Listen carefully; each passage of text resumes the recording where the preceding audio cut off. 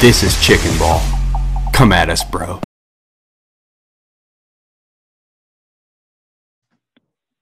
Welcome back to the Chicken Ball Pod, Tottenham Hotspur's most electrifying podcast on the internet. Back to winning ways, a big win against Sheffield this week. I'm joined by two of our regulars, starting with Scott, coming to you live from Iowa. Scott, how you doing?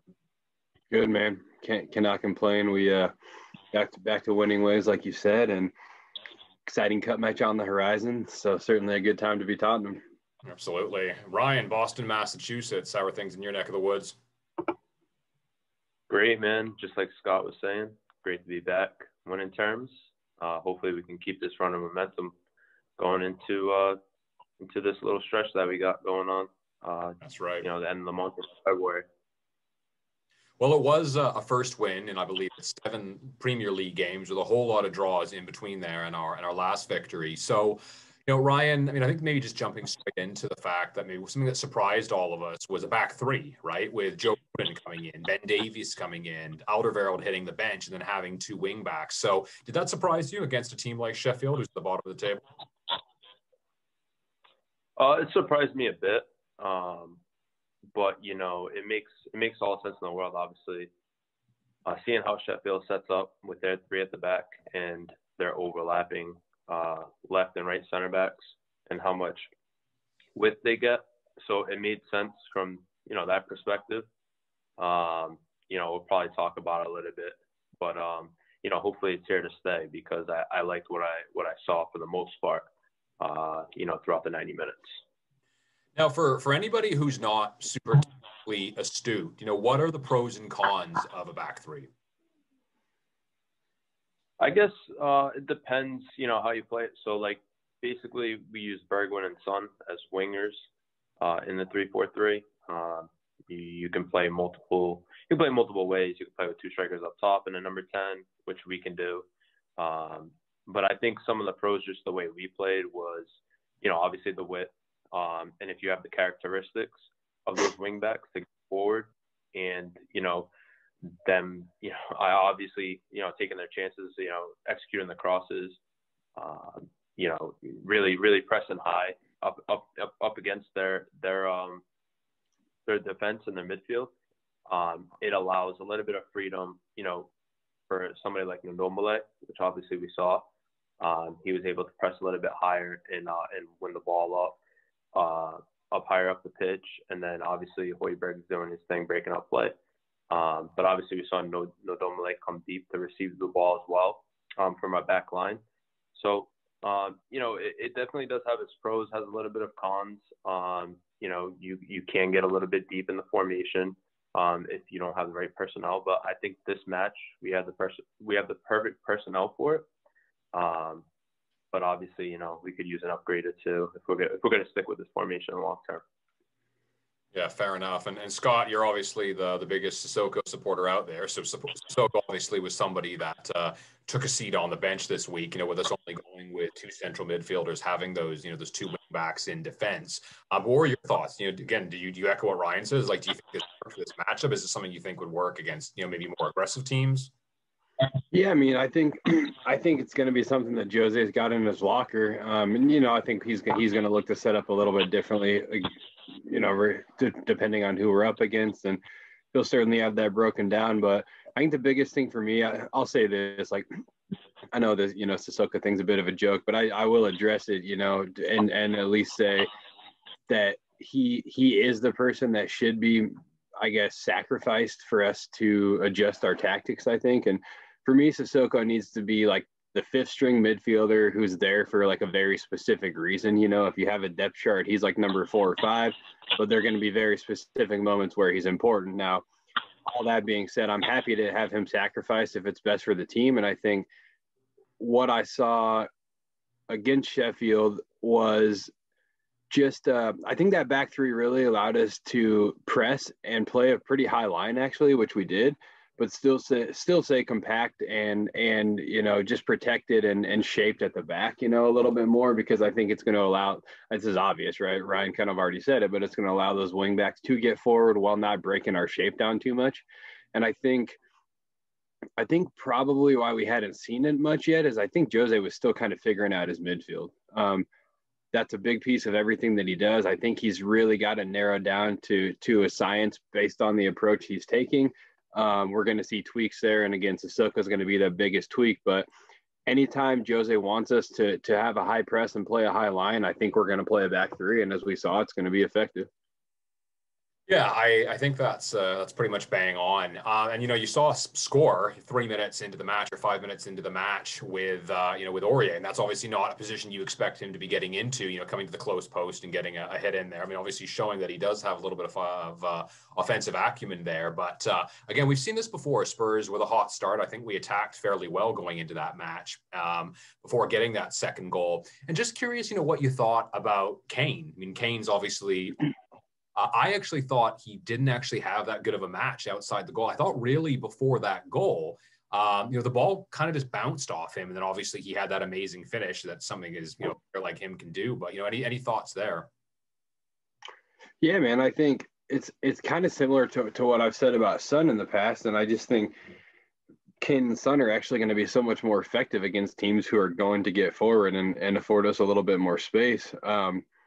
The way Jose plays, he knows that he's not going to, I guess, set up his team to find a ton of opportunities, but he's going to set them up to find really good opportunities. And I think us, or I guess we've hurt ourselves in past by not taking those really good opportunities when they come few and far between. We've got to take them, and so I guess what I'm getting at is I'm not really ever that surprised when Kane and Son are a little bit more quiet against these teams that sit back, and it's not a knock on them at all. It's just that, the way Jose is going to set us up to play, any team that wants to get their fullbacks forward is going to allow us to just be a little bit more shrewd and clinical with space. And we just don't see that as much against a team like Bournemouth. And, I know the question was Kane, but specifically Son. I mean, we've really set ourselves up to allow Son to just kind of ghost himself off to the side of the field, find space, occupy it out of nowhere. He's really quick. He's really fast. He reads the game so well.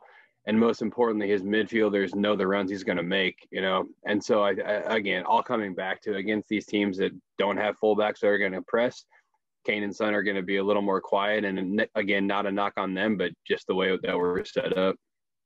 Well, I think your point on opportunities, and Mort, who's not here today, and that's something that he's talked about a lot, kind of in our WhatsApp group. There is, I mean, people say parking the bus, playing too defensive, but if you look, and again, we don't often use XG a whole lot on this show, but the chances are there. I mean, how many chances? I mean, Son had that chance really early on. I think it was Ndomballer that put him through, if I'm not mistaken.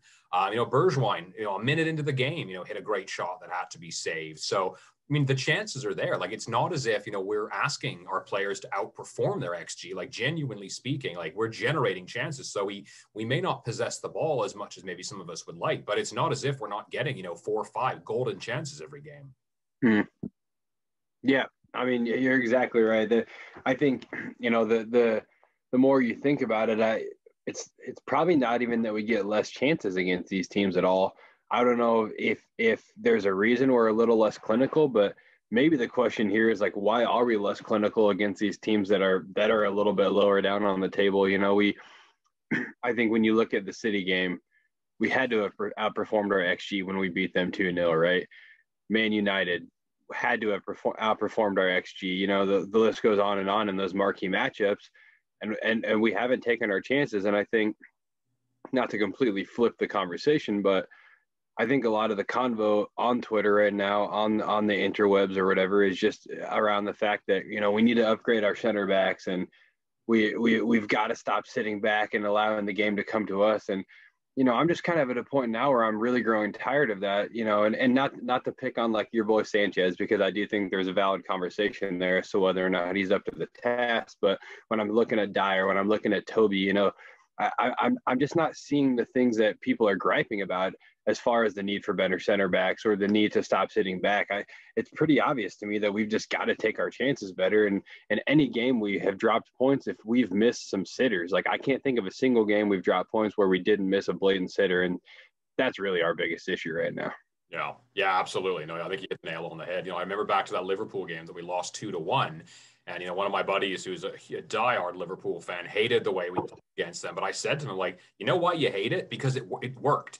We genuinely should have beaten you in that game. Like, I'm not saying that you didn't have the ball. I'm not saying you didn't have chances, but your chances were runners, where the forward had to hit the corner with the ball on the run. Our chances were 2 breakaways and a wide open Kane hitter, right? Like, we had sitters, they had chances, and that's the difference where we should have won that game. Certainly the same thing with a couple of matches, the Fulham match. I mean, we definitely need to put that one to bed. Didn't happen. I think, this time, ironically, and Ryan, I want to go to you here now to talk a little bit about Ndomballer. And, he's obviously gotten a lot of the praises recently, but we're looking at taking chances. It's hard to argue, he took his chance where he took that shot, from where he chipped it over the goalkeeper with, kind of a half turn before goal. But, that kind of goal, that was pretty majestic. Yeah, I think it just speaks to the type of player he is. He can pull something like that off. And we see him do it, like when he's dribbling as well. He'll just pull something out of his bag that we've literally never seen before. It's almost like Dembele-esque. I know we talked about this before. But, all credit to him. He's definitely come a long way. If you, look at when he first came here under Pochettino and his struggles for fitness, and then obviously the back and forth between him and Mourinho early on, and, that kind of continued throughout Project Restart.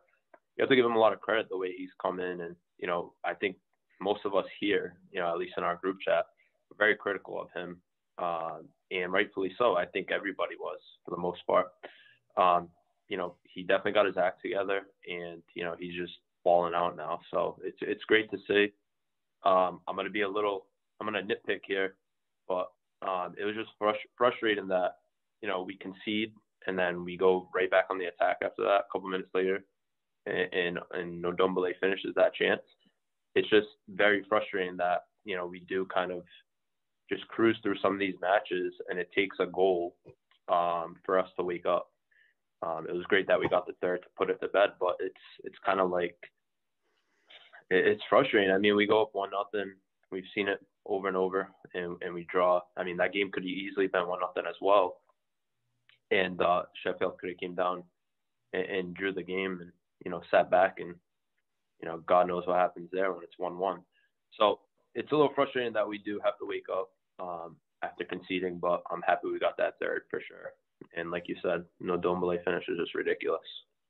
Well, when you look at, again, we've talked about, players, whether it's him or Ali, and often compared to a guy like Lamela, who obviously his availability is infrequent at best, but doing the kinds of things that managers love to see. And after the game, it showed, I think it was 10.17 kilometers that Ndomballer ran. And that was the most of any on the field. Like, Mourinho must just be loving seeing that, to take that kind of information where, he was picking up knocks constantly last season, and this season, lasting 45 minutes, 60 minutes, that sort of thing.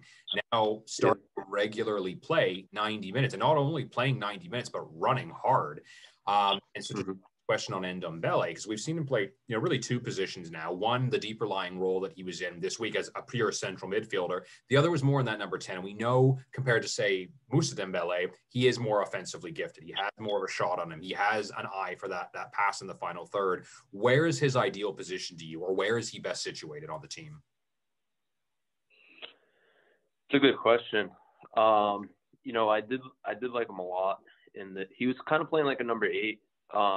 He would come deep, he would pick up the ball, and then he would obviously get forward. I kind of like him in this role, this 3-4-3. And you have to say as well, after, besides the goalkeeper, after Sonny Kane and maybe Højbjerg, he's probably the 3rd or 4th, arguably 3rd most important player on the team sheet. Now that we're going into, we're pretty much at the halfway point now. And that's pretty significant. Like you said, he's come a long way. From where he was at one point, where he was just riding the bench. And, in other ways, you would like to see Dele, make that jump, but it just doesn't look like it's going to happen. But, his best position, it definitely has to be some sort of number 8, number 10, some kind of flex between. He's a special player, and like Mourinho set up in the match, a top player plays multiple positions, and I 100% agree with him. Yeah, that's a great point. The fact that, again, you're a professional footballer. Like, you shouldn't, again, you hear things like, well, this player needs to be played here. We've heard it with Ali. Like, he needs to be played here next to Kane. Like, all of these variables have to be perfectly in place where, again, you are a professional. Your job is to be able to somewhat roll with the punches. And we're seeing Ndomballer do that. And so I like that, the fact that he's playing more of that central midfielder, number 8 role, because we do lack that kind of cutting edge passing where we are turning the ball over a lot, especially with Lo Celso out for as long as he's been out, not being able to progress the ball without just dumping it over the top and hoping for the best. So yeah, I like him where he's at right now, and super happy to see that talent shining through. Scott, another guy who got into the lineup that I don't think anybody called was Joe Rodon. So 23-year-old Welsh defender, full international, played really well. I mean, if you, depending on which analytics site you look at, he was our highest rated defender. I wanted to get your thoughts on how you thought his match went. Yeah, I thought he was great. Honestly, I think, he had one of the better center back performances that we've seen in the last probably month or so. And so I'm really excited to see what he's going to continue to bring. I think, I don't know what it is. I think, I do have a bit of an Eric Dyer bias. Right now, Jose trusts him. That's objective. There's no arguing that. He's continuously the one person who is in that pairing anytime there's a big match in front of us, or really, I would say anytime he's fit, and by fit, I just mean like rested and ready to play. But Jose seems to be tweaking and trying to figure out what his best pairing is with Eric Dyer right now. And, I was curious to know what that would look like with Rodon and Dyer. I think Rodon's actually a little more quick than people maybe give him credit for, than we expect at the surface. And I think, Dyer is going to need someone a little bit more pacey next to him. We know that. And I think that's why there's been such a desire to play Sanchez there, and it's just not working right. And that's the only thing I can really think that would be keeping Toby off the pitch too. There's been a few times where Toby didn't read the game terribly well, this year. I think of a couple times where, the perception on Twitter was that Dyer had been beat. But in my opinion, and watching these goals back, and I wish I knew specifically, who we were playing, it was actually more so Toby not supporting his partner correctly, I think. And so, but again, it's probably the pace that's keeping Toby off the field. And so to bring it back to Rodon, I think, if he can continue to show that defensive awareness, that pace, even against Marine, which I don't think we can take any performance against Marine and like apply it to decision-making by any means, but he still held his own and did look really quick off of the ball. And so, yeah, all credit to him. And I would be thrilled if we see a Rodon Dyer partnership, continue to morph and form itself. Yeah, I mean, I'm a fan of Rodon. I was, when he came in, like, I'm not going to pretend to know everything about him, but I have seen him play with the Welsh national team, which I do follow to some degree, and he's trusted there. He had great reviews from Swansea. When we saw, when he was sold, the Swansea fans were saying, he is a gem, take care of him, sort of thing. And like you said, Scott, like, he's not the fastest center back out there, but he's fast enough, right? Like, and really, I think sets a guy like Joe Rodon in front of a guy like Davinson Sanchez. Not just positioning, that's certainly one thing, but it's anticipation. So if you go back about 3 minutes into the game, you saw Joe Rodon step up in front of the guy he was marking to knock a pass off. You don't see that from Sanchez. And Sanchez, clearly the better athlete. Nobody is going to deny that. He's much faster. He's probably stronger, but he does not have the anticipation and the positioning that Joe Rodon has. And I think that's probably coming through in training, to see a guy who can do that, because it's a lot more ideal to cut off a threat before it happens than it is to have to turn and run, right? That's obviously not something that's, it's great when you see Sanchez making those last-ditch runs and getting those tackles in, but often you kind of have to wonder, like, did it actually need to happen, or was it something he could have cut off to begin with? Yeah, and I think the biggest thing there is, or maybe the question on a Rodon is, like, is he as effective in a back two? We did play a back three, and I think that's something to pay attention to here. I think, when you're going to play a high line, it is important to have those pacey center backs. I think if we're trying to play a high line with Joe Rodon on Eric Dyer as a two center back pairing, we might be in a little bit of trouble. But I think if that's the pairing and we are playing a little bit lower of a block, two guys that read the game as well as they do are going to be very effective. So I think there's a lot, a lot of gray here, but my biggest question is, can he be as effective as he was in that back three in a two? And, we won't know until we see it. So. Yeah, that is a great point, because Davinson Sanchez first season, he was playing in a back three, and that was when Peak, Alderweireld, and Vertonghen were playing on either side of him. And we thought, man, this $42 million signing is instantly worth $80 million. Like, this guy's awesome. And yeah, he's been in that back two where you have a lot more responsibility, a lot less coverage. It's a lot more of a threat. So Ryan, question for you then in terms of this: if this back three, A, is it geared to stay, and B, who are the best five to play in that back three? Obviously, with the two wing backs. Yeah, just to hit on that point with Rodon, I believe we played a back two with Chelsea when he played with Toby, I believe, right? Yeah. Yep. I mean, we did get a clean sheet, so he did make a few, mistakes in that match, but it was nothing, crazy. He recovered, obviously, and we were able to see it out with a clean sheet. I would like to see him, like you guys are saying, in a back two. Obviously, what I said in the group chat the other day, it just seems like Jose doesn't know who his best, two center backs, three center backs are really. Seems like he's just kind of rotating these guys through and seeing who sticks. Does the back three stay? Like I said earlier, I really hope it does. I think we have the right pieces for it. One thing you can never predict with Jose is what he's going to do the next match. This back three could have been specific just for Sheffield, just to kind of match their width and their overlap and, center backs and things like that. Hopefully it is here to stay. I liked a lot of things we saw, against them.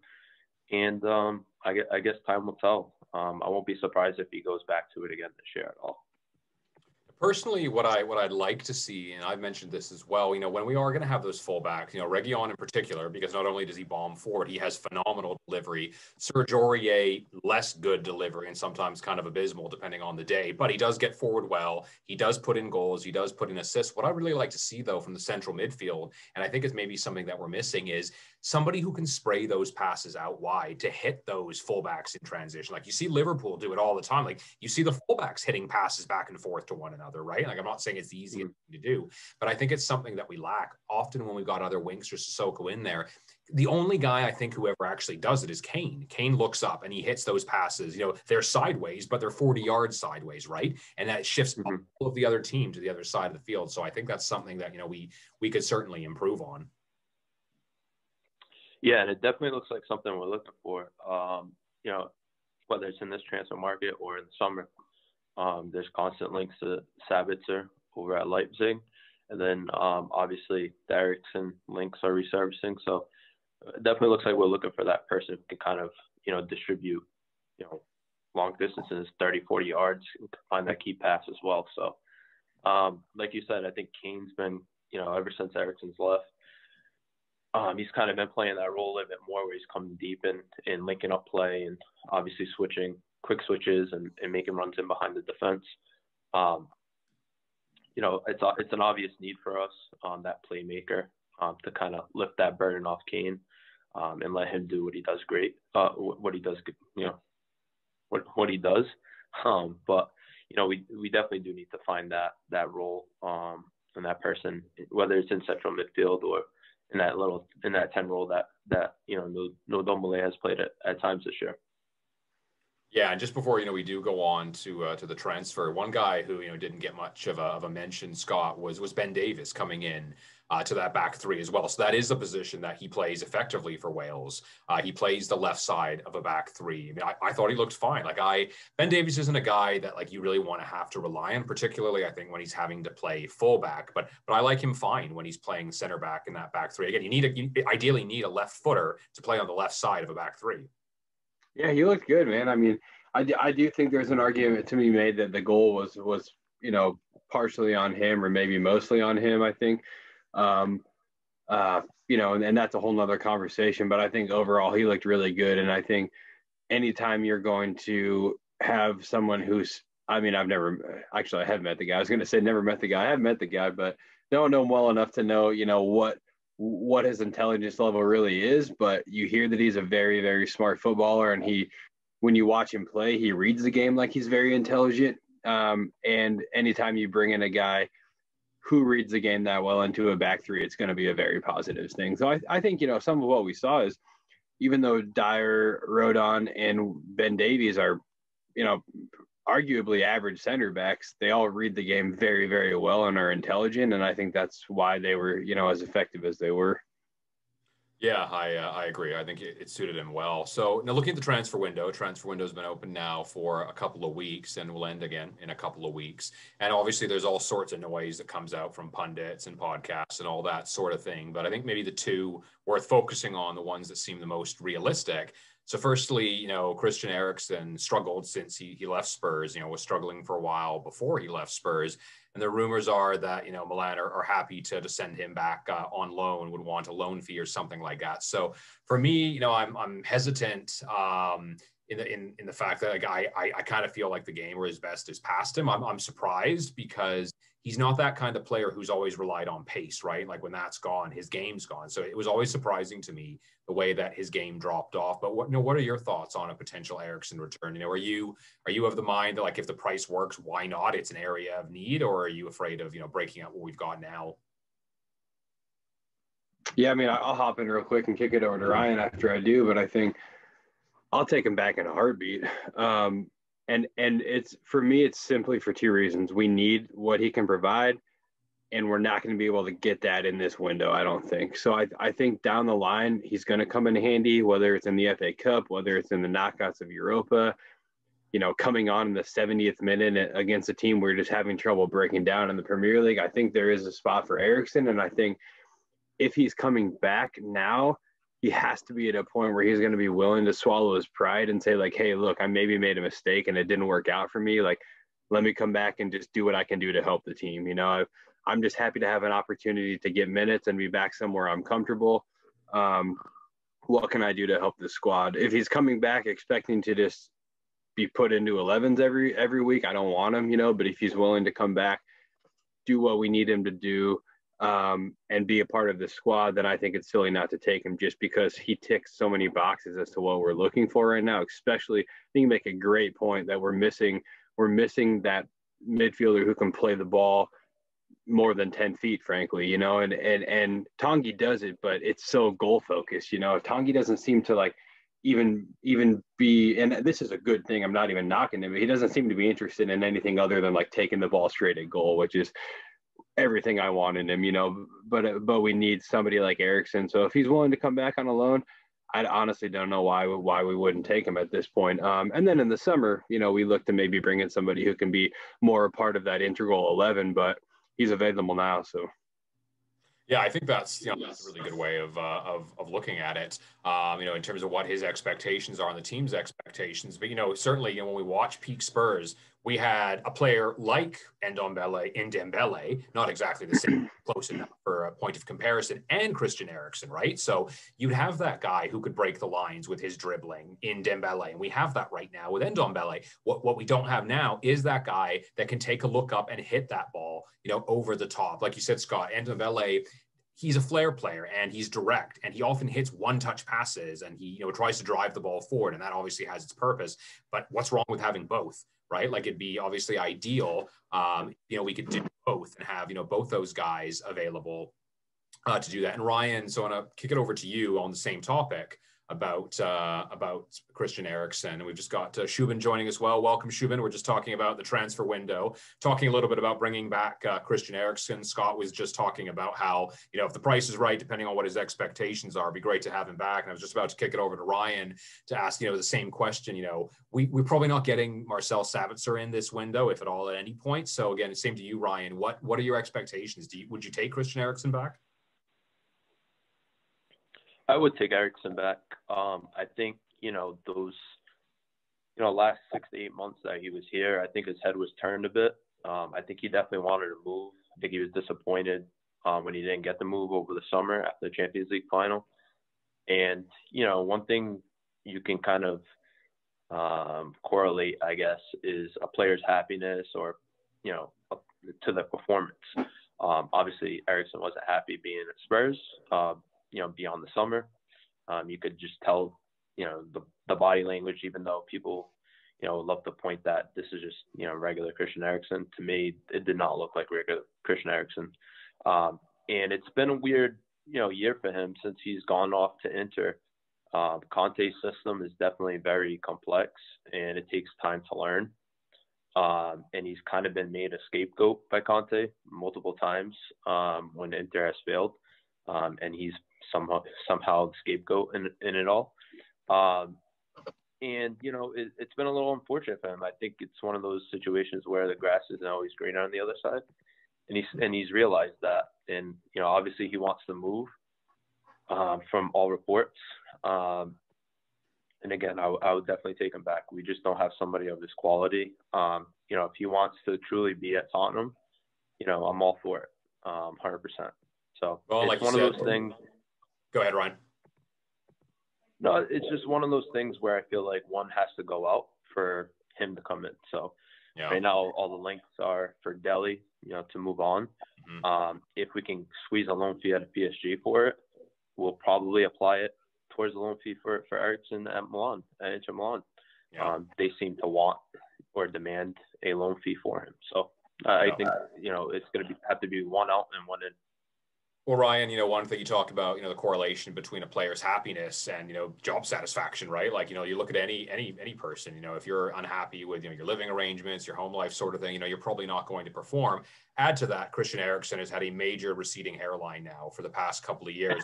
Look at a guy like you who has a full head of hair. So I have to ask you, are you happier than the three of us?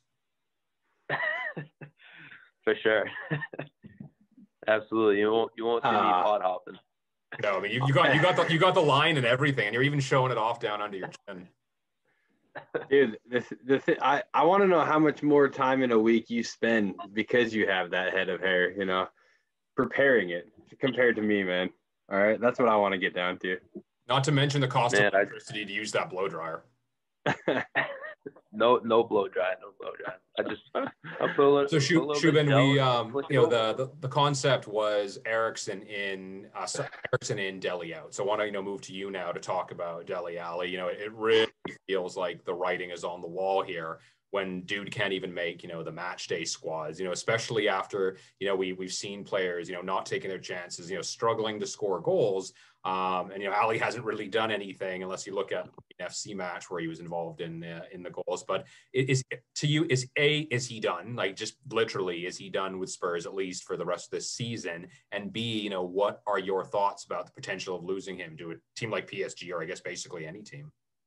Well, I think I wouldn't say any player's done, because I think for ages John Stones at Man City was seen persona non grata. And then suddenly he was able to fight his way back in the team. So, the doors never closed. I mean, I think there were rumours during the summer, after football resumed, when Tanguy and Ndomballer wasn't playing. Like, he was saying, I'm never going to work with Mourinho. There are reports coming out, apparently not from his camp, but I will never know. But so I never said the doors close. I think a real issue would be if he was to go to PSG, obviously, it makes sense. His former boss is there, the guy that signed him.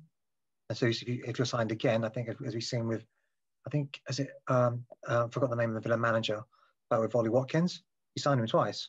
So he's someone he clearly believes has worked with him before, knows his strengths. So I think it's a good move for Dele, because it's always a good move. Footballers want to play football. That's just the bottom line. And if a player isn't playing, there's clearly something not right. But we've seen with Ndomballer, he wasn't playing at all last season because he wasn't doing what Mourinho wanted. I think just before the Burnley game, he hooked him for half time. And now we've seen a transformation in him. So I wouldn't say the door's closed. I don't know. I think ultimately, do I want Dele leaving? I think there are logistical problems, because I think he counts as a homegrown, as in not obviously club trained, but homegrown. So that imbalances the squad. We know he's got talent. He's 24. Some players just have these incredible dips in form. When he started off so brightly, and then he went down again, and he went up again, and he went down again. And I think maybe the change will do him good, but only he'll know that. it's going to be hard for him because he's going to a new league. I don't know how much French he speaks. And so trying to settle in, is it going to be a good move for him? Is it going to be a good move for us? Because if I'm Daniel Levy, I'm looking at what is best now for Tottenham. If I sell Dele Alli now, would I get market value? No, just because he hasn't been playing. If I send him off to, say, PSG, yeah, do I get a loan fee? It's incidental, I think. If he gets a ton of goals, they'll say, well, clearly PSG are the wealthiest club in the world. Of course, if you can't do, of course he'll do well there. And if he doesn't do brilliantly, then they'll say, well, it's one of those damned if you do, damned if you don't, if that makes sense. So I think, and, we are, I think even though we're in January, it seems a bit weird, but we're not really in January, if that makes any sense, as in the way the season's been truncated. So I think, I don't know how many games we've played, but normally by that time, 19 or 20. 20 or something, but in terms of over competition, in terms of you've played the bulk of your games, you'll know where you are in terms of Europe and everything, and especially the league as well, because you've played so many games.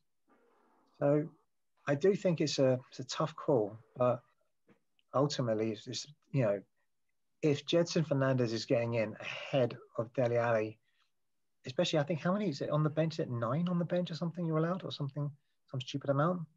Something like that, 7 or 9. Yeah. So he has to, only Dele will know, but ultimately he will have seen what Tongi did last season. If you prove yourself in training, if you do what the manager asks you, then it's on you, kind of thing. Because we've seen what's happened in Ndomballer. We've seen,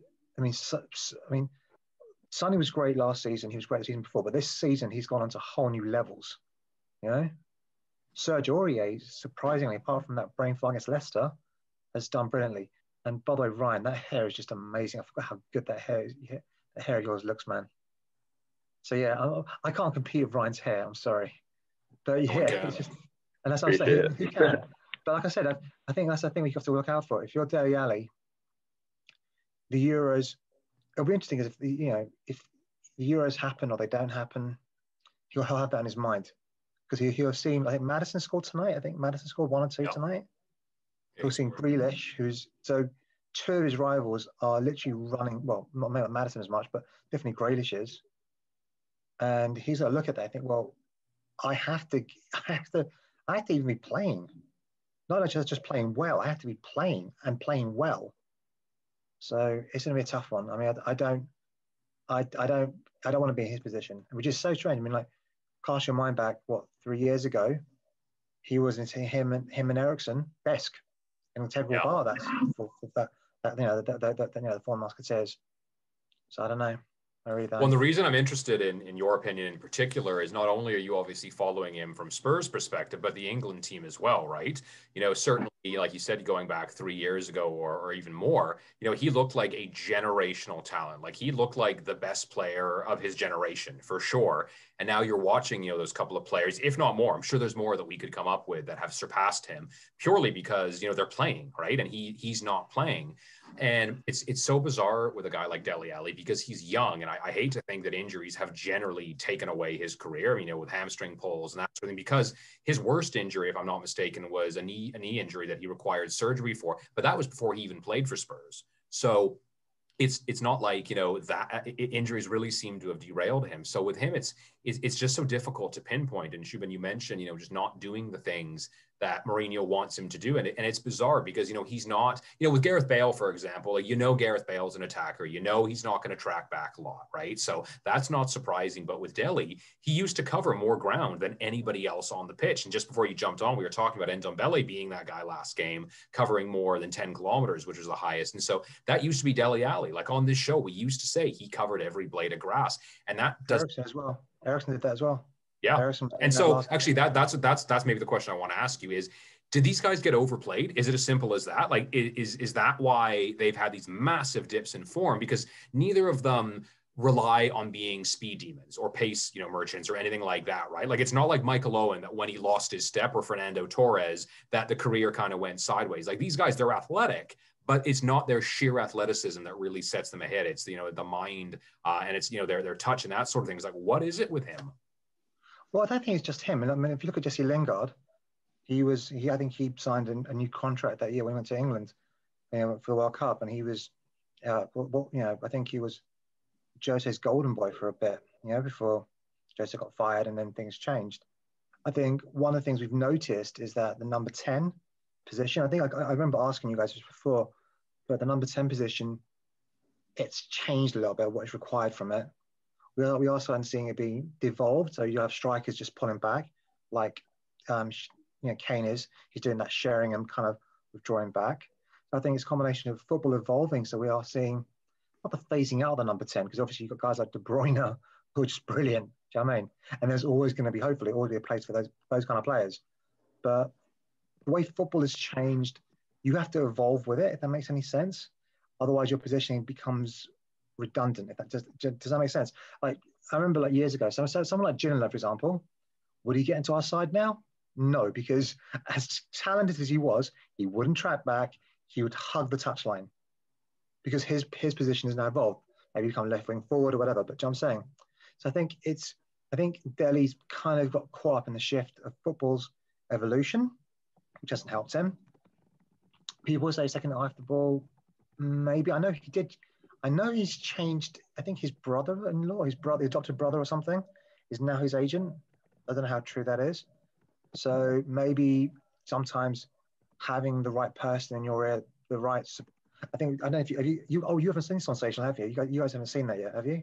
Sensational. No. But one of the things you've noticed is they don't talk about Sonny's entourage, but his father's pushing him like crazy. Like, do you know, like, I mean, I know, Rai, you do a lot of coaching sometimes, and you must see like pushy parents, right? Sometimes on the touchline, and he seemed like the ultimate pushy parent, but that's clearly pushing son to do the ultimate job he's doing. Whereas maybe that change, I'm just speculating. Maybe the change in his backroom, you know, or the, you know, do you know what I mean? The support network, maybe they're not keeping him honest. Maybe, you know, because that is his adopted brother, that is his family. And maybe you need someone a bit more critical to say to you, you know what, you need to buck up your ideas. You need to do something. I think Delhi's a pro. It's easier to say he's in love with his lifestyle. Because, I mean, I think Scotty, when you were here, I think you might have seen adverts for Dele Alli's clothing line when you came, right, when you were on the tube. You ever saw those? I don't remember seeing those. Maybe, yeah.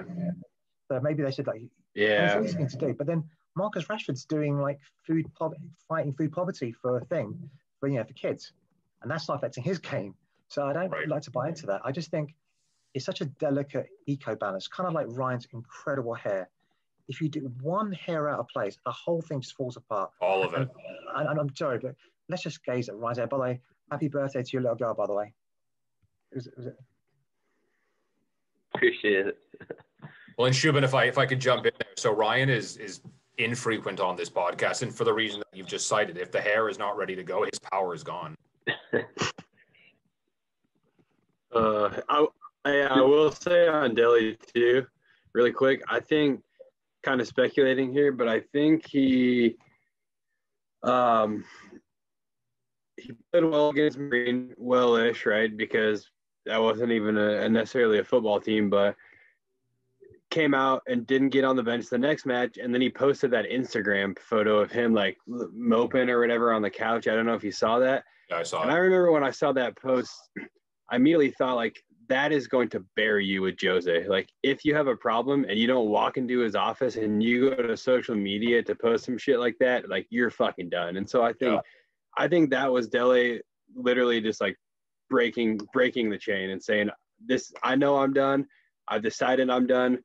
I'm going to post this post on Instagram that I know is going to infuriate my manager, and I'm probably never going to play for Spurs again. Well, it seems like an immature thing to do. And I remember watching All or Nothing. And so, like, I thought it was interesting, not just Dele, I'm not just picking on him, because these are young guys, right? Like, you even saw them talking about COVID, trying to wrap their heads around what this meant. And they're young kids, they're 18, 19, and, you know, Dele 23, 24. That's still really young. But if it's a maturity problem, maybe not. I mean, you know, Jose Mourinho, we saw that. I mean, again, for me, it really changed my perspective. And I've talked to friends who are not Spurs fans, but saying, you know, it did change my perspective on him, watching him with Danny Rose and Ali. You know, he's not being a jerk to these guys. He's not going out of his way to call them out. You know, you saw it with Rose, where Rose came in and Mourinho was, you know, point blank. He said, but I played you against Liverpool. I don't think you played very well. And Tanganga did play well. And then he played well for a few games after. So it's hard for you to get back in. Dele Alli, he said, you're going to have regrets if you don't buck up and play the way that you can play. You know, the first thing he did, we saw, I remember watching the first training session where Mourinho singled out Dele Alli, saying, you know, are you Dele or Dele's brother? Like, he's trying to push him on, but he's like I said on the last pod, like, he tried pumping his tires, you know, to be inspiring. He's tried, you know, being tough love. He's tried not playing him, and just nothing works. And like he said about Ndomballer, and again, you don't have to be that intelligent to read between the lines to know that, you know, when he talks about Ndomballer and how he's turned his game around, he said, my door is open, but you have to walk through it. I'm not going to drag you in here. God, you know, that's your point. So guys, I'm going to look to wrap this up now. Looking for any closing thoughts. Ryan, I'm going to start with you. I mean, if you want to talk about hair product or, you know, temperature that you use when blow drying your hair, that's cool. But otherwise, any closing thoughts on Spurs? No, you know, I'm not going to go off on a tangent about Dele, but I think we saw, like you said, in the All or Nothing. Maybe he wasn't the best, you know, maybe he wasn't the best player in training. And I think that's important to Jose. I think Pochettino actually mentioned it in his book. I don't know if it was in his book or if it was in a press conference, but he did mention, like, you know, how Dele can be a little lazy in training. So obviously when you have different management styles, they ask different things from you in training, obviously. And like you were saying, Andrew, I think Jose has tried multiple approaches with Dele. It just hasn't worked for one reason or another. But, you know, if he does leave this month, obviously I wish him all the best. But if he doesn't, you know, hopefully he can find his way back into the 11.